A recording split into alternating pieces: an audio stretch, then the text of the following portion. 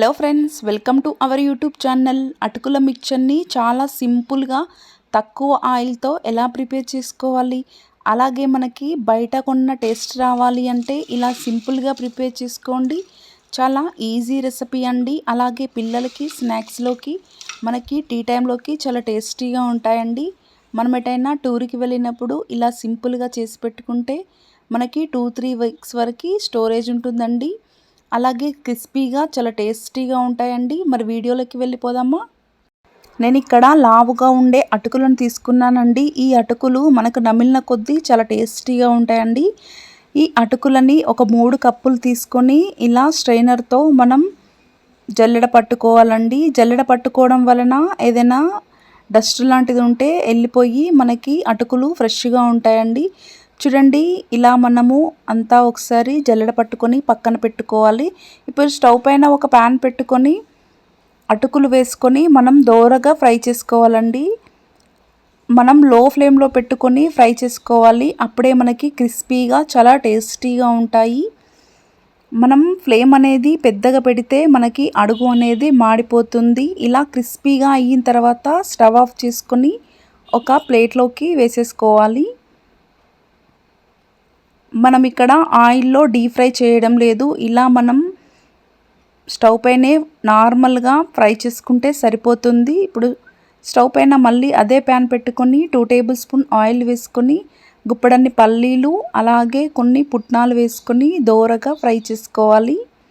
ఇలా కొంచెం ఫ్రై అయిన తర్వాత కట్ చేసిన పచ్చిమిర్చి ముక్కలు వేసుకొని ఆయిల్లో ఫ్రై చేయాలండి. ఇలా కొంచెం క్రిస్పీగా దోరగా ఫ్రై అయిన తర్వాత ఒక 10 వెల్లుల్లి రెబ్బలు ఇలా చిన్న చిన్న ముక్కలుగా కట్ చేసుకొని ఆయిల్లో ఫ్రై చేయాలి. వెల్లుల్లి వేయడం వలన చాలా టేస్టీగా ఉంటుంది. అలాగే గుప్పడన్ని కరివేపాకు రెబ్బలు కూడా వేసుకొని ఆయిల్లో చిటపటలాడేంత వరకు మనకి గోల్డెన్ కలర్ వచ్చే వరకు ఫ్రై చేసుకోవాలి. అలాగే 1/2 టేబుల్ స్పూన్ పసుపు వేసుకొని దోరగా ఫ్రై చేసుకోవాలి. ఇలా ఫ్రై అయిన తర్వాత మనం పక్కన పెట్టుకున్న అటుకులను కొన్ని వేసేసుకొని మొత్తం కలిసేలాగా బాగా కలుపుకోవాలి.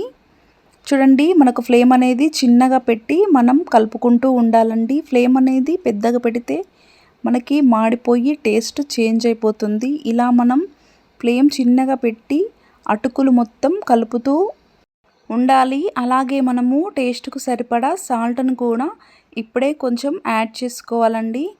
ఇలా సాల్ట్ మొత్తం కలిసేలాగా అంతా కలుపుకోవాలండి. చూడండి, మనకి అటుకుల మిక్చరు ఇలా బాగా కలుపుకున్న తర్వాత స్టవ్ ఆఫ్ చేసి అటుకులన్నీ పక్కన పెట్టుకొని చల్లార్చుకోవాలండి. మనకి అటుకులు చల్లారితేనే మిక్చర్ యాడ్ చేసుకోవచ్చు, లేదంటే మిక్చరు మెత్తబడి టేస్టు అంతగా బాగుండదు.